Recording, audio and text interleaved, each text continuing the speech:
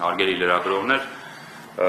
ես հակիր էքսկուրս կանեմ, թե ինչ է տեղի ունեցել հունիսի 8-ից, այսինքն ընտրությունների հաջորդ օրվանից մինչև հունիսի 14-ն ընկած ժամանակահատվածը մեր կուսակցությունը ինչ կոնկրետ քայլեր է ձեռնարկել վիճարկելու ընտրությունների արդյունքները։ Անմիջապես ընտրություններից հաջորդ օրը հունիսի 8-ին մենք հանդես եկանք հայտարարությամբ, որով միանշանակ մերժել ենք ընտրությունների արդյունքները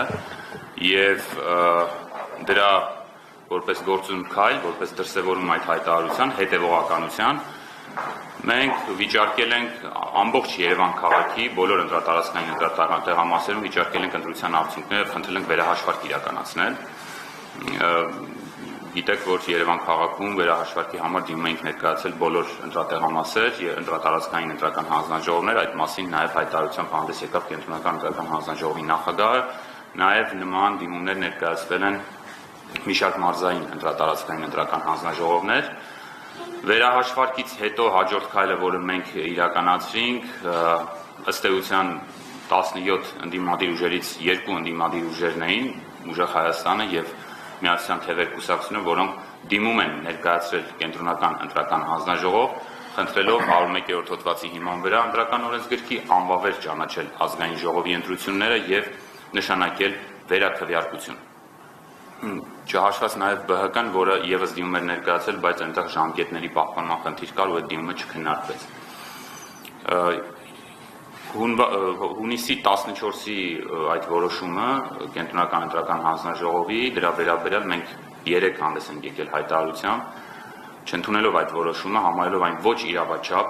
առնվազն մի շարք օրենսդրական խնդիրներ եւ օրենքի պահանջներին հակասող լինելու հիմքով եւ հայտարարել ենք այնպես ինչպես նախկինում ենք հետեւողական եղել հետագա իրավական քայլեր ձեռնարկելու հանձնարարության մասին։ Սա կարևոր արձանագրում է, կուզենայի հատկապես շեշտել տեր կանգնելու մեծ ձայն տված այդ 33537 քվեներին, որովհետեւ այդ մարդիկ եկել են ընտրության եւ մտել են ընտրատեղամաս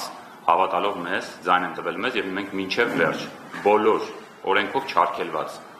իրավաչափ եղանակներով գնալու ենք մինչև վերջ պաշտպանելու այդ քվեները։ Այդ թվում դիմելու ենք սահմանադրական դատարան։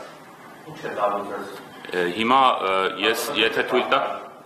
թույլ տաք հարցերի համար հիմա կբացենք հարթակը, կարծում եմ, եթե թույլ տաք ես նաև կարճ կներկայացնեմ, թե որն է մեր դիմումի էությունը, որովհետև այստեղ շատ է խոսում քվեարկության արդյունքների մասին, բայց մեր ամենևին չանտեսելով դա եւ շատ կարեւորելով մենք կարծում ենք, որ ընտրությունների արդյունքները չեն արտահայտում ընտրողների իրական կամքը այն պատճառով եւ այն հիմքերով, որ նախընտրական ամբողջ process-ի ընթացքում ընտրողների վրա, մեր քաղաքացիների վրա գործադրվել են, կիրառվել են այնպիսի միջոցներ, հատկապես իշխող քաղաքական ուժի մասին է խոսքը, քաղաքացիական պայմանագիր կուսակցության եւ պետական ապարատի, որ ընտրողները չեն կարողացել ազատ արտահայտել իրենց կամքը ընտրատեղամասերում, այսինքն բառացիորեն խախտվել է սահմանադրությամբ պաշտպանվող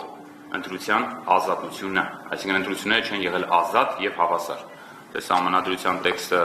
նայեք, կտեսնեք, որ սկզբունքներ կան ընտրության եւ այդ ընտրության սկզբունքներից երկուսը ընտրությունների ազատությունը եւ հավասարությունը խախտված է եղել հենց ընտրության օրը։ Այն գործողությունների արդյունքում, որոնք եղել են ամբողջ նախընտրական քարոզարշավի ընթացքում։